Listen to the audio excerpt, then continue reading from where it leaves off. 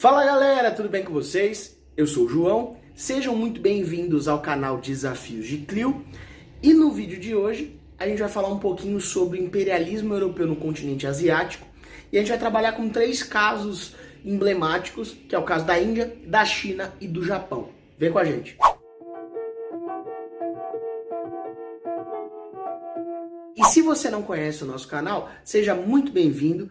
Deixe o seu like, deixe o seu gostei e eu já vou pedir também para você se inscrever aí embaixo, porque se você deixar lá para o final você esquece. Temos que lembrar que a Ásia vai ter um processo de exploração na época do mercantilismo, principalmente por conta das grandes navegações, né? Lembrando que Portugal e Espanha foram as primeiras potências a ter contato com os povos indianos, né, e iniciaram o processo de contato a partir do mercantilismo, e eles passaram a vender especiarias, tapetes, tecidos, porcelana, chá, entre outros produtos que deram bastante lucro tanto para Portugal como para a Espanha. Pouco a pouco, ali a partir do século XVI, XVII e a partir do XVIII principalmente, com o processo da Revolução Industrial, outras potências vão começar a deslocar o seu interesse para o continente asiático, incluindo Inglaterra, França, Holanda. E no século XIX você vai ter outros países como Alemanha, o próprio Japão, Estados Unidos, Rússia. Então, justamente no século XVIII e no XIX, esses países vão estar querendo matérias-primas para a produção industrial, produtos que sejam facilmente transformados, então precisa desses elementos, fontes energéticas baratas para alimentar a indústria e a produção de fábrica, certo? Então esse é o nosso plano geral. E somado a isso a gente tem também aquela visão a ideia do homem branco levar a civilização. E a gente falou lá no vídeo de imperialismo sobre justamente essa mentalidade do progresso. Vamos levar a civilização para esses povos atrasados. A Índia vai passar a ser desde sempre, desde as primeiras ocupações humanas lá na antiguidade, a Índia era um dos maiores formigueiros humanos e hoje é o maior formigueiro humano, né? Mas desde a antiguidade, por conta dos rios e o processo de sedentarização, a Índia sempre foi um processo de grandes concentrações de população no continente asiático. E aí o que acontece? A Índia vai viver a vida dela lá bonitinha, independente desde a antiguidade, vai ter contato ali com os povos muçulmanos ali durante a Idade Média, mas os europeus vão começar a ter contato diretamente com os indianos na época das grandes navegações, no século XV e XVI, e dentro desse processo, eles vão passar a obter as especiarias, principalmente Portugal e Espanha, certo? Só que, em geral, durante o período ali do século XVI para o XVII, você vai começar a ter um deslocamento do eixo comercial de Espanha e Portugal e vão passar a ser Inglaterra e Holanda. A Inglaterra vai ter uma forte presença lá na Ásia com a Companhia das Índias Orientais, fundada em meados da década de 1620. E o domínio britânico que rolava naquela região da Índia vai ser domínio controlado pela Companhia das Índias Orientais. Esses caras faziam aliança com as elites locais, então isso garantia um controle indireto da coroa britânica nesses territórios. No século XVIII, você vai ter um grande embate entre os dois grandes impérios na segunda metade do século XVIII, que serão a França e a Inglaterra. A França também tinha posses no que seria hoje o subcontinente indiano, e a França vai ter também processos de embates militares também na América, na Ásia, contra os franceses. E dessa forma, os ingleses vão sair vitoriosos do conflito, e como resultado desse conflito, os franceses cederam o território que eles tinham na Índia para os ingleses. Esse território passou para a mão do protetorado britânico após a Guerra dos 7 Anos, que desenrolou ali entre 1756 e 1763. Então, nesse caso, a Índia passou a ser administrada por 2 formas diferentes. Uma indireta, sob o domínio da Companhia das Índias Orientais, e a outra metade era o protetorado administrado diretamente pela coroa. Passado um pouco menos de 100 anos, os indianos vão estar passando por um processo de superexploração, falta de estruturação de alimentos, falta de abastecimento. E isso vai gerar um clima de animosidade da população indiana contra a ocupação britânica. Também tem uma discussão de que muitos recursos que eram alimentares eram direcionados para as elites coloniais inglesas, os administradores do Estado, representantes de empresas, ou mesmo a chefia europeia dentro dessa administração. Então, rolava uma discriminação racial por conta dessa lógica do darwinismo social, o que levou a um sentimento de revolta, que foi conhecida como a Revolta dos Cipaios, que ocorreu entre 1857 e 1859. Os indianos vão se rebelar publicamente contra a ocupação inglesa, porém, os ingleses tinham uma superioridade técnica e militar, eles vão conseguir reprimir esse movimento com muita força, o que vai garantir duas coisas: a manutenção desse status que tinha na região, de domínio dos indianos, e na sequência, nesse caso, você vai ter também um aumento do controle da região. Em 1878 você tem o fim da Companhia das Índias Orientais e todo o território da Índia, juntamente Índia, Paquistão, Bangladesh, esses três países passavam totalmente pelo domínio britânico e agora faziam parte do Império, sendo que nesse ano de 1878 a Rainha Vitória vai ser coroada Imperatriz da Índia. Agora falando um pouco agora do caso da China. A China vai ser um caso à parte porque a China ela se consolida enquanto império e lá no século XVI, quando tem o auge das navegações, o imperador chinês ele se fecha para o mundo, ele fecha o comércio, e a China sempre foi muito autossuficiente na sua produção de alimentos, embora fosse até recentemente o maior formigueiro humano do planeta, a China sempre foi muito produtiva e muito organizada do ponto de vista logístico, administrativo e tudo mais. E no século XIX, os ingleses estavam crescendo na sua produção, no seu comércio, e eles buscavam acessar novos mercados. Eles iniciaram um processo de tentar negociar com o imperador a liberação do comércio de chá na China, uma vez que a China também é um dos grandes consumidores de chá do planeta. Então, dessa forma, iniciou uma abertura econômica a partir do chá.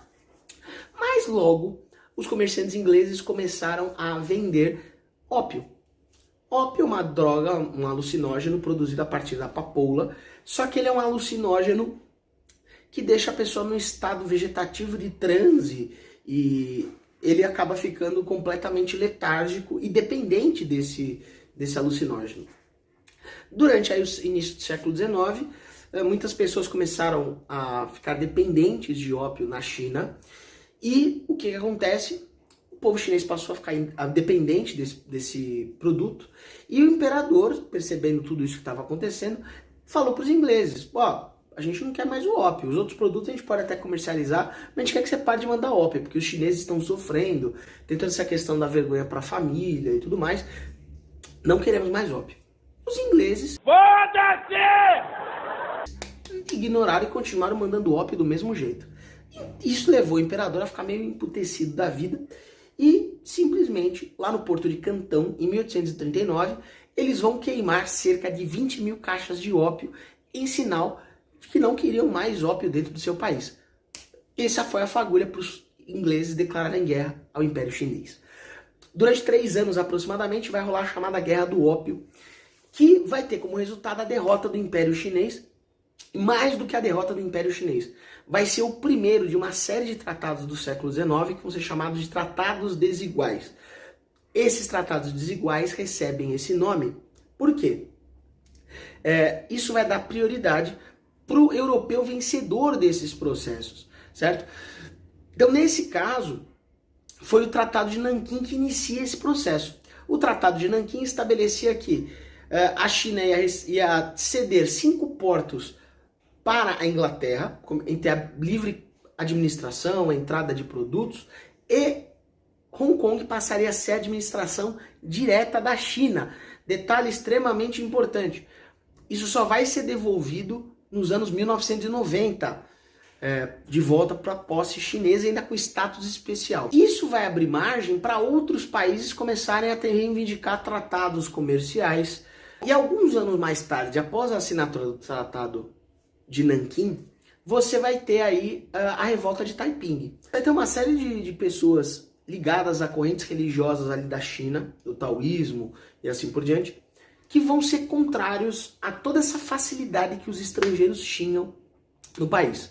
Então eles culpavam o imperador pelos males que estavam acontecendo, os camponeses estavam alegando superexploração e os camponeses chineses sempre foram muito bem articulados.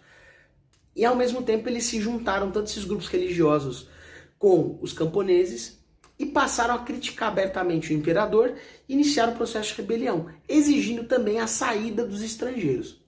Os europeus, que não eram bobos nem nada, sabendo da importância desse tipo de revolta, tanto ingleses quanto americanos vão apoiar de boa vontade o governo imperial chinês.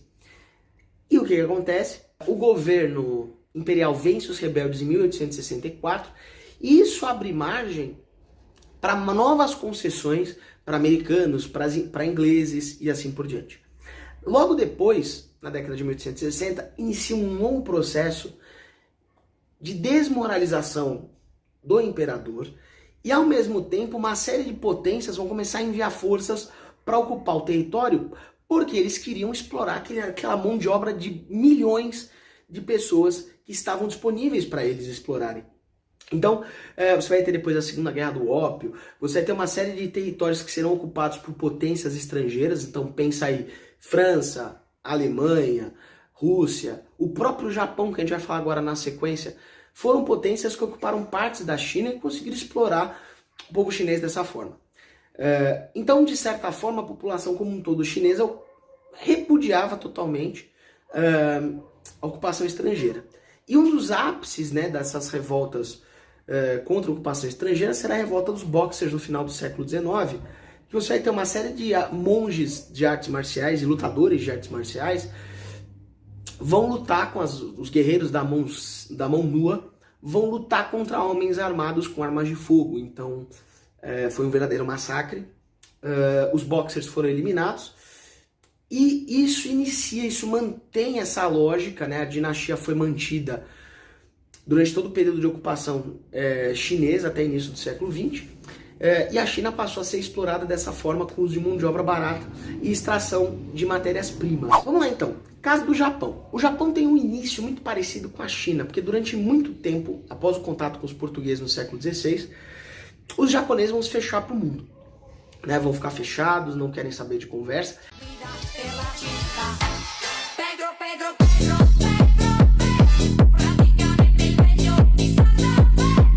O Japão passou a ser conhecido, esse período, como o Japão feudal, que é quando o Japão tinha uma produção de camponeses, né, uma produção agrária muito forte, uma estrutura hierárquica baseada no shogunato. Né? Shogunato era uma família que controlava o reino do Japão, e essa família era baseada no domínio das terras, das melhores terras, com o domínio sobre forças militares, inclusive os samurais. A dinastia, né, o shogunato que estava no poder, era a família Tokugawa. E eles ainda estão nessa ideia de fechamento econômico. Esse fechamento vai durar até 1867, quando os Estados Unidos vão enviar o almirante Matthew Calbright Perry, que vai ser enviado justamente com uma carta para ser entregue ao Shogun, e esse Shogun deveria ceder à abertura econômica do Japão. A carta tinha uma pressão muito grande.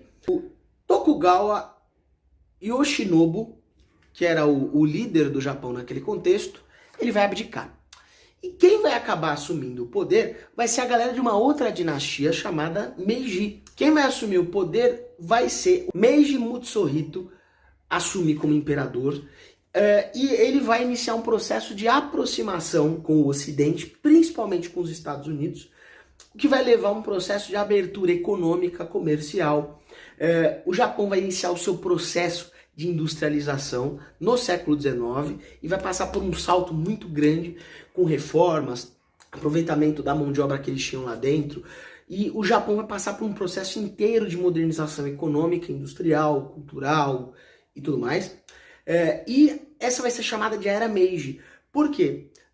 Vai ser a era que o Japão vai ser uma das únicas regiões que não será ocupada por uma potência estrangeira.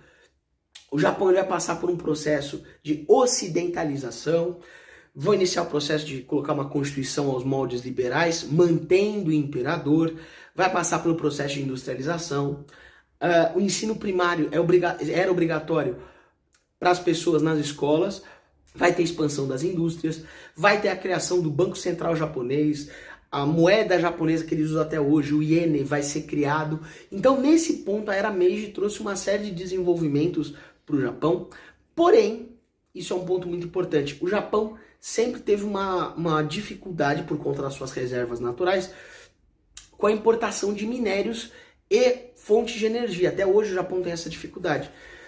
E isso vai ser a grande motivação para os japoneses se unificarem em torno dos Meiji, e na sequência a dinastia vai iniciar um processo de expansão ali pela Ásia mais próxima, e que, por exemplo, vai levar ao conflito com a Rússia em 1904 e 1905, que é a chamada Guerra Russo-Japonesa pelo controle da Coreia, da Península Coreana, e da Manchúria na China. Obviamente que a China não aceitou essa ocupação e o Japão acaba tendo controle da Coreia porque ele ganha da Rússia.